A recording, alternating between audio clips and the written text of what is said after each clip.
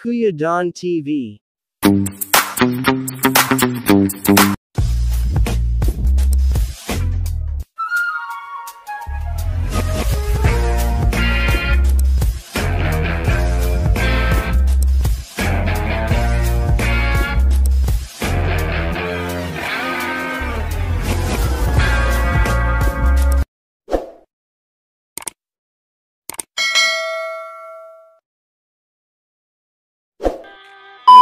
Ayan guys, ayan.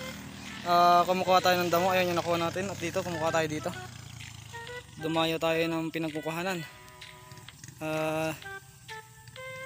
Kasi maraming damo dito. Although marami naman tayong stock na damo na pagkain nila, good for 2 days yun. Mag-stock pa rin tayo dahil ganitong ang panahon, makulimlim. So baka may time kasi na, or may araw kasi na hindi ako makapagdamo. May stock pa rin tayo. So ito yung kinukuha ko. So marami pa yan, marami.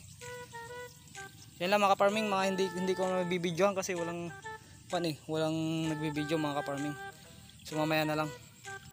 2,000 years later. So ito yung nakuha natin guys. Yan o. Ilang tali ito? 5 yata. 5 ganito karami. Ang dami yan. Stock sila. Stock natin ng good for 3 days. Pero ito papakain na natin ito mamaya. Yan, papakain na natin. Marami tayong stock na damo.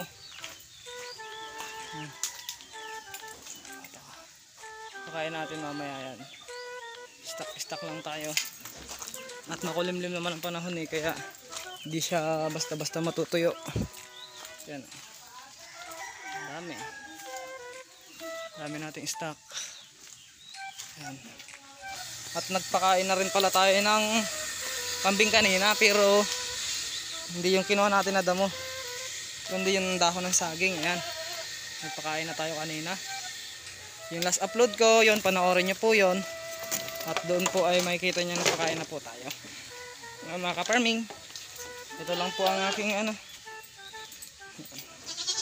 kapaglinis na rin po ako. Tamang pahinga sila ngayon. Ang oras pa lang ay alas 8.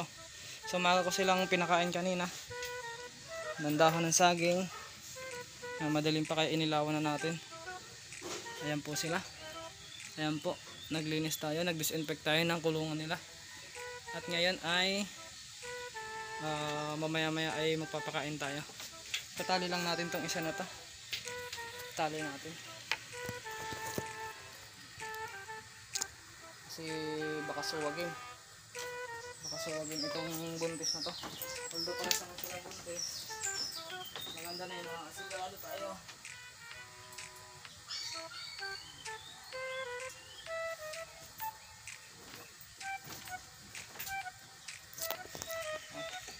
So yun mga ka-farming, kakauwi ko lang po.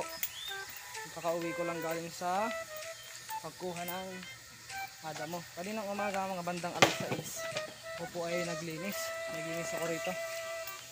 ako rito dahil dito natin ilalagay yung ating kulungan, or baka dito pinag-isipan ko pa, wala pa naman tayong budget. So ayun, tapos na rin ako maglinis at kakauwi ko lang galing po sa pastulan. Oras po natin ngayon ay alas 8 po ng umaga at all goods naman yung ating mga kambing, healthy naman sila. At yan mga ka-farming, ay ang gagawin natin ay magpapakain tayo mga bandang alas 10 kasi makulimlim. Pagka ganito kasi makulimlim ang panahon ay dapat marami tayong stock para marami tayong papakain. Pero wala namang problema mga ka-farming dahil marami naman tayong puno ng saging, marami naman dahon, marami tayong mga puno-puno dito na pwedeng kukunin. Kaya walang problema, kahit na hindi ako magdamo kung tutuusin ay walang problema. Pero kumukuha pa rin ako ng damo para nang sa ganun naman ay makakain sila ng damo talaga. At mayroon na nga pala dito pagpapastulan. Pwede nang ipastol dito. Pero ayaw kong ipastol, hindi ko na sila ipapastol. Hindi ko muna pala sila ipapastol. Pinani na po yan. So hindi ko na po sila ipinastol kaya nang ayaw ko rin naman ng pabalik-balik na lang ako sa bukid. Akyat baba. Dito na lang, para isahan na lang. Total may service naman tayo na tricycle, motor. na pwedeng gamitin natin na pagkuha ng damo, doon na lang, dadayo na lang ako. At least pagka pinakain ko sila dito ay safe na sila, hindi na sila kailangan pang obligahin na kukunin sa pinagsugahan natin pag umulan. So yun, nakatipid ako sa trabaho. Saka umaga hapon, sa umaga at saka sa hapon nagsasakati ako. Pero kung hindi ako makapagsakati ng umaga, sa hapon ay bumabawi ako, dinadamihan ko ng sakati.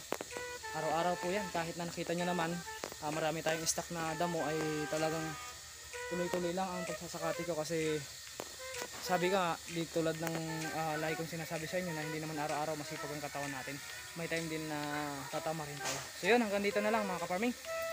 Maraming salamat sa inyo at God bless po sa ating lahat. Ano masasabi nyo? Magbabay na kayo? Bye bye!